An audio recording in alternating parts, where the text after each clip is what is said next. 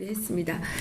저는 그 97년도에 탈북을 해서 대한민국에 왔는데 그동안 많은 사람들을 만나면서 특히 한국의 식자층에서 북한은 친일 청산을 철저하게 했는데 한국은 친일 청산을 하지 않은 게 뭐 아주 그 친일 국가라는 이런 얘기를 하는 것을 식자층한테서 상당히 많이 들었습니다. 특히 언론계에 종사하는 사람들, 대학의 교수들 이런 사람들을 만나면서 그런 얘기들을 많이 들었고 어떤 사람들은 심지어 자기 아버지를 친일파라고 막 비난하는 이런 유형들도 있었고요. 그런데 요즘 사태를 바라보면요.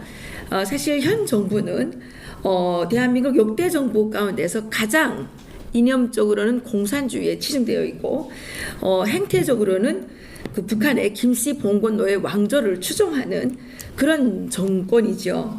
그래서 이 정부 들어서 특별히 국민들에게 반일 감정을 강요하고 또 뭐 일본에 대한 어떤 그 피해, 뭐 과거사 이런 해묵은 논쟁을 계속 그 꺼내 들면서 사실은 지금 한국 사회가 그 엄청난 갈등을 겪고 있지 않습니까? 엄청난 갈등을 겪고 있고 또 한일 관계가 지금 아주 심각한 상태로 지금 치닫고 있는데 제가 지난주에 일본을 갔다 왔습니다. 그런데 일본에서 들은 얘기가 좀 충격적이었는데 한국 정부와 일본 정부와 간에 이런 어떤 갈등이 심해지면서 일본 정부가 일본에서 사업하고 있는 사업 기업인들에 대해서 세무조사를 상당히 많이 한다고 합니다. 그러면 결과적으로 그 지금 한국 정부는 이제 과거사를 가지고 막 떠드는데 그 피해가 고스란히 현대인들에게 지금 돌아오고 있다는 거죠. 그래서 그리고 어떤 일본 사람들은 지금 일본 정부에 강력하게 항의하죠. 한국과의 일본 그 외교 관계를 끊으라. 단교까지 가야 된다. 이렇게 극단적으로 나오는 분들도 계시는데 그래서 이 친일 반일 이 프레임이 과연 그 누구의 작품이고 누구에게 이득이 되는지 이런 것들을 저는 좀 얘기해 보려고 합니다. 그 북한의 최종 목적은 무엇입니까? 북한의 최종 목적은 대한민국을 적화 통일하는 것이죠. 그 적화 통일을 그 하는 데 있어서 자기들의 그 뭡니까? 그 대통령을 누구를 세워야 되겠습니까? 적화 통일이라는 뭡니까? 자기들의 이 한반도의 대통령을 김씨 일가로 세우려는 거 아니겠습니까? 그래서 저는 이 대남 적화 통일의 일환으로서 지금 이 반일, 친일 프레임을 작동시키고 있다 이렇게 바라보는데 그 이유가 북한의 김일성은 최고 지도자가 될 그 자격 조건으로서 첫 번째가 반일을 했고 항일 투쟁을 했기 때문에 항일의 영웅으로 또 이 일제 식민지에서 이 한반도를 구원한 해방자로 이렇게 묘사가 되고 있습니다. 그래서 북한의 대부분의 김일성 유족지들은 항일 투쟁과 관련된 것이고요. 또 북한에서 학생들이 교육받고 있는 대부분의 교과서의 내용은 김일성이 어려서부터 일제를 반대해서 싸웠고 또 일제를 반대하는 여러 가지 시민단체들을 조직들을 혁명 조직들을 만들었고 그것을 지도했고 나중에는 김일성이가 일제를 반대하는 무장 조직을 만들어서 무장 투쟁을 36년 동안이나 무장 투쟁을 해가지고 한반도를 해방시켰다. 이렇게 지금 돼 있단 말이죠. 사실 뭐 60년대, 70년대 이전에 나온 북한의 일부 서적들에는 김일성이가 소련을 조선인민의 위대한 해방자이며 이렇게 하는 내용들이 있었지만 이게 김일성 우상화가 아주 이렇게 촉진되면서는 그러한 내용들이 다 빠지고 한반도에서 일제 식민지에서 한반도를 해방한 유일한 투사는 누구냐? 김일성이라는 거죠. 그렇기 때문에 북한에서는 지금 김정은이가 어떻게 하고 있습니까? 원산이 출생지인데 지금 삼지연에다가 9만 명의 인력을 동원해서 그 삼지연을 자기의 고향집으로 만들고 있는 거 아닙니까? 왜 그러겠습니까? 김정은이는 계속 백두혈통이라고 하죠. 백두혈통이라는 의미는 김일성이가 일제에서 북한을 해방했기 때문에 그 해방자의 그 의미를 상징을 갖고 가자는 거죠. 그러니까 이 대한민국에서 지금 김일성, 김정일, 김정은, 이 김씨 공산주의 노예 왕조를 추종하는 이런 세력들은 끊임없이 김일성에 대한 어떤 우상화 세뇌에 빠져가지고 반일, 친일 프레임을 걸고 있다. 저는 이렇게 바라보게 되는 것입니다. 그리고 저는 두 번째로는 이제 이 북한이 그 대남 조카 통일 전략에 있어서 중요하게 사용하는 전략이 갓군 전략이라는 것입니다. 이렇게 갓을 썼는데 바람이 불면 이게 갓이 날아가지 않습니까? 갓이 날아가기 때문에 이 끈을 이렇게 묶어야 되는데 이 끈이 하나는 미국 끈이고 하나는 일본 끈이라는 거죠. 그런데 이 중에서 잘라가지고 하나만 날리면 갓이 벗겨진다는 거죠. 왜 우리 끈을 맸는데 이게 하나 잘리면 날아가지 않습니까? 끈이? 그러니까 갓끈 전략을 사용하고 있는데 이 남한에서 반미 운동을 하는 자들도 있지만 반미는 우리 그 대한민국 국민의 정서상 상당히 좀 이렇게 뭡니까 찬성받기 어려운 부분이 좀 있지 않습니까? 그러니까 그러한 대안으로서 반일 프레임을 걸고 있다. 저는 이렇게 생각이 됩니다. 사실 우리나라의 위대한 지도자들을 만나서 또 우리 대한민국 국민들이 열심히 노력해서 오늘과 같은 풍요와 번영을 만들어냈지만 한미일 삼각 자유동맹이 없었다면 오늘날 우리가 이러한 풍요와 번영을 생각할 수 있었겠는가라는 생각을 저는 좀 합니다. 그런데 이 북한이 지금 대한민국의 이 풍요와 번영, 이 발전이 배가 아프기 때문에 어떻게 하나 한미일 삼각 동맹을 이렇게 파괴시켜서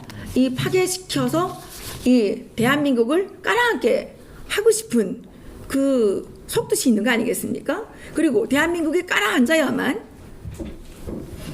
북한의 그 정말 최고의 소망이자 최고의 마지막 소망인 조카 통일을 달성할 수가 있겠죠.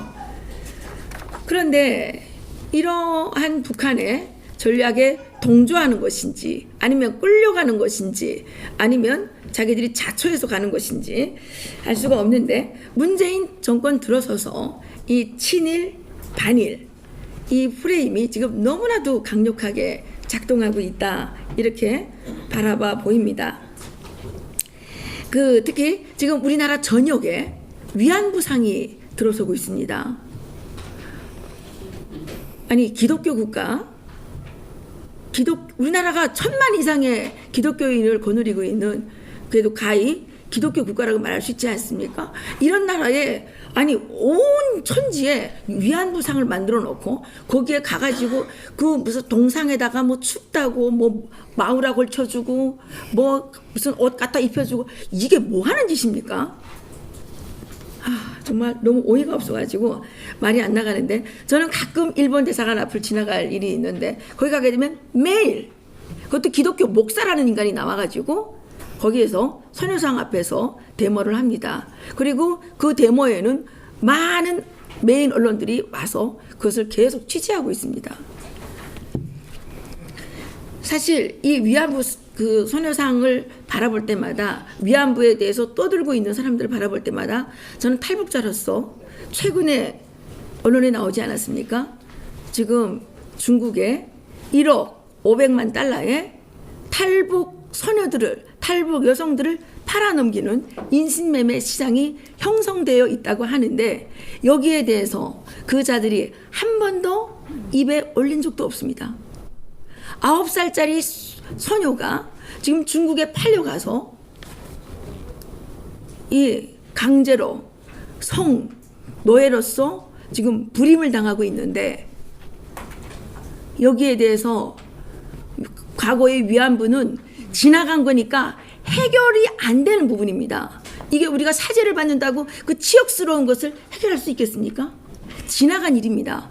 그러면 지나간 일을 반면교사 삼아서 지금 현재 진행되는 일이라도 막아야 되는 것이고, 이것은 현재 진행형은 미래로도 진행될 수 있는 거기 때문에 이것을 막는 것이 더 옳은 일이 아닌가, 이런 생각이 듭니다. 그런데 이 위안부에 대해서 그렇게 집착하는 그 자들은 이 일에 대해서는 이런 반구조차 하지를 않고 있죠.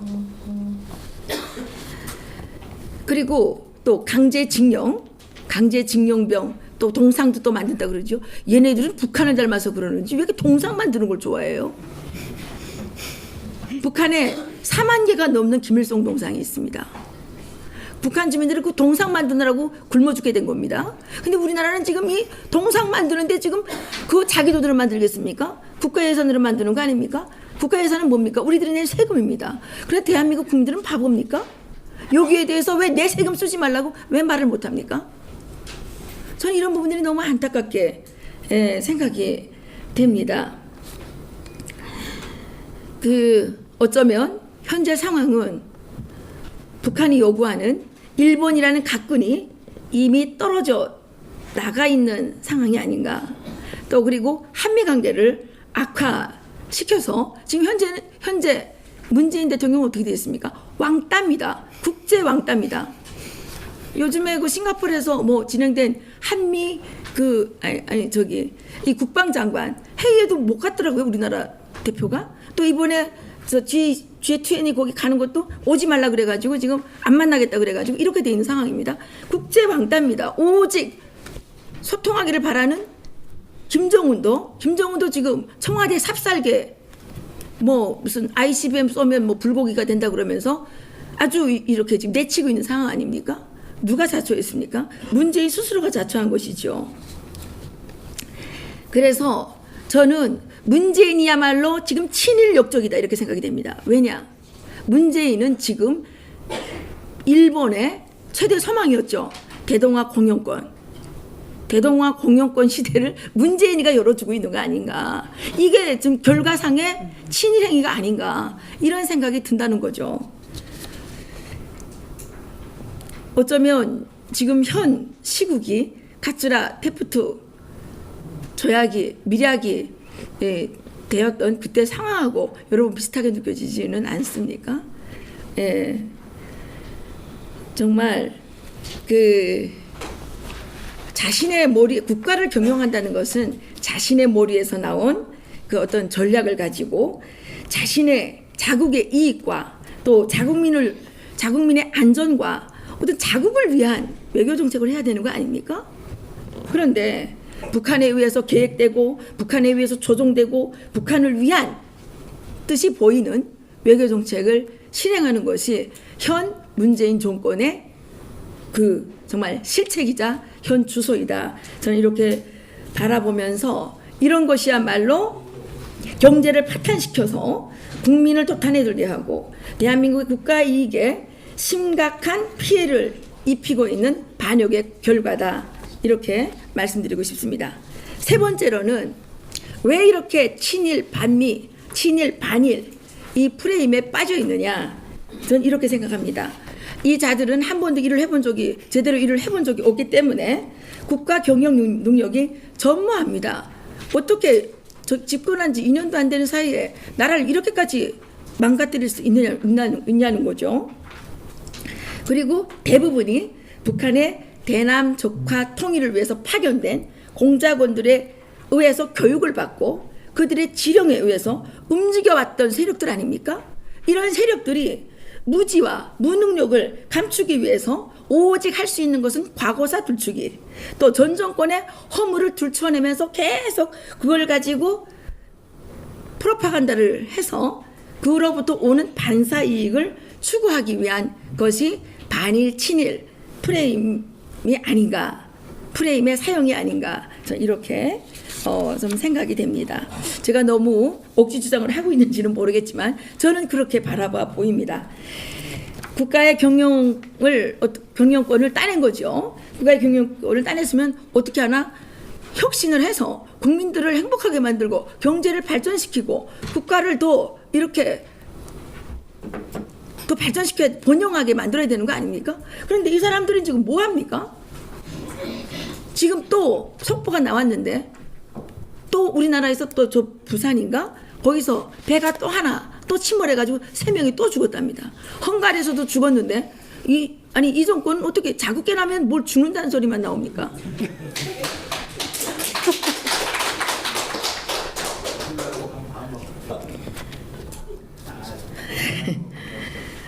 국민들의 생활을 풍요롭게 이렇게 해야 되지만 이 정권의 주요 그 참여자들은 어떻게 되어 있습니까? 생애 기간 내내 하얀병 들고 아스팔트에서 미국 대사관에 하얀병 던지고 경찰서 습격하고 이런 것밖에 해본 게 없잖아요. 그러니까 역시 배운 게 도둑질이라 지금 계속 국가 파괴 행위만을 감행하고 있습니다. 그러면서 애국자들을 지금 다 감옥에 잡아놓고 이렇게 지금 하고 있는데, 이런 연장선상에서 저는 반일, 친일 프레임도 함께 사용하고 있다. 거기에 이제 중요하게 과거사 청산이라는 게 있지 않겠습니까? 저는 북한과 남한을 살아본 사람으로서 우리가 1945년 8월 15일에 해방된 게 무지무지 중요하지만 그것보다 더 중요한 것은 48년 8월 15일에 대한민국이 건국됐다는 것입니다. 사실 저는 처음에는 잘 그렇게 몰랐는데 이승만 대통령께서 쓰신 독립정신을 읽으면서 지금의 북한은 조선 말기하고 너무 똑같이 닮았고 오히려 조선 말기보다 더 처참한 상황이고, 일제에서 우리가 해방이 된 것보다 더 중요한 것은 우리가 오늘날 이렇게 정말 만들어낸 위대한 대한민국 자유민주주의 시장경제 체제가 아닌가 이렇게 생각이 됩니다. 일제시대에도 300만 명이 3년 동안에 굶어 죽은 일은 없었지 않습니까? 그런데 그 해방된 조국에서 북한 주민들은 위대한 해방자를 맞이한 그 조국에서 북한 주민들은 전쟁도 하지 않았는데 300만 명이 굶어 죽었고 오늘날 유엔에서 계속 발표하지 않습니까? 인구의 40% 1100만 명 이상이 영양실조다. 이게 말이나 되는 나라라는 거죠. 우리가 친일을 해서 친일을 한 게 나쁩니까? 예, 지금 저 종북을 하는 게 나쁩니까? 어느 게 더 나쁩니까? 저는 일제 식민지는 우리 세대와 미래 세대가 다시는 되풀이하면 안 되는 아픈 역사이지만 그 시대의 아픔을, 그 시대를 살아보지 않은 세대가 왜곡된 시선으로 재단하고 끊임없이 되풀이하면서 사죄를 요구하고 보상을 요구하는 것도 참으로 어처구니 없는 일이다, 이렇게 생각이 됩니다. 조선 왕조가 일제 식민지로 전락한 것은 조선 왕조의 무능함 때문이기도 하다는 거죠. 일제가 파렴치해서 침략한 부분도 있겠지만 그것보다 더 중요하게는 조선 왕조가 일제를 막아낼 수 있는 힘이 전혀 없었기 때문에 국가 파괴, 그 당시에 조선 왕조는 가만 놔둬도 망하는 거고 다 망했고 이미 망했고 그렇게 했기 때문에 일제에게 먹힌 거지. 우리는 그거를 역사의 교훈으로 삼아서 다시는 그렇게 무능하게 다른 나라에 침략당하는 일이 없어야 되는데, 문재인 정권이 20년 동안 하게 되면 또 다시 그런 세상이 오지 않겠습니까? 저는 정말 치가 떨리고 끔찍하다고 생각을 합니다. 마지막으로 현 정권과 진보 좌파 진영이 반일 친일 프레임 씌우기 전략은 북한의 대남 적화 전략의 일환인 남남 갈등을 고조시켜서 대한민국 국민들이 서로를 불신하고 갈등하고 싸우게 만들어서 국민 통합을 훼손시키고 대한민국의 발전을 가로막고 결과적으로는 대한민국이 멸망하게 만들자는데 그 목적이 있는 게 아닌가, 이렇게 생각이 됩니다. 과거를 들추면 싸움밖에 할 게 없고 남는 것은 상처뿐입니다. 그렇지 않습니까? 그런데 문재인 대통령은 뭐 해야 되는 겁니까? 대통령이 됐으면 모든 국민의 대통령 아닙니까? 촛불의 대통령입니까?